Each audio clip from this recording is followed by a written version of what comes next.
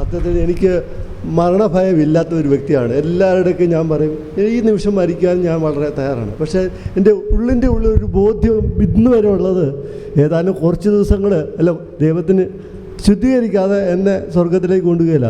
ദിവസവും എന്തെങ്കിലുമൊക്കെ കുറ്റം അറിഞ്ഞുകൊണ്ട് എന്നെ ചെയ്യാറുണ്ട്. നുണ പറയരുതെന്ന് വളരെ വ്യക്തമായിട്ട് എങ്കിൽ അറിയാതെ തന്നെ നുണ പറഞ്ഞു പോകും. അല്ല ട്രാഫിക് റൂള് തെറ്റാതെ തന്നെ ഓടിക്കണം എങ്കിൽ ഓഫീസിലെത്തുമ്പോൾ തെറ്റിച്ചുകൊണ്ടേ ചെല്ലും. അങ്ങനെ അറിയാതെ അറിഞ്ഞുകൊണ്ട് തന്നെ നമ്മൾ ചെക്ക് ചെയ്യണം.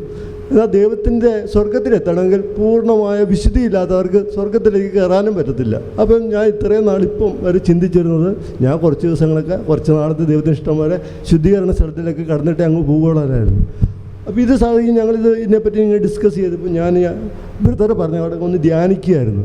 അപ്പം എൻ്റെ ചിന്തയിലേക്ക് പോയത് പരീശൻ്റെയും ചുങ്കക്കാരൻ്റെയും ഉപമയിലേക്ക് കടന്നു കഴിഞ്ഞപ്പോൾ അവിടെ ഈശോ പറഞ്ഞു വെക്കുന്നത് ആരാ നീതീകരിക്കപ്പെട്ടത്? അവൻ്റെ കുറ്റബോധം, ഞാൻ തെറ്റുകാരനാണെന്നുള്ള ആ ബോധ്യം ദൈവത്തിൻ്റെ കരുണയിലേക്ക് പോയി.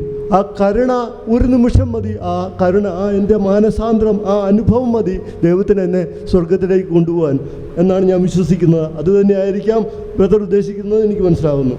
ഇതാണ് എൻ്റെ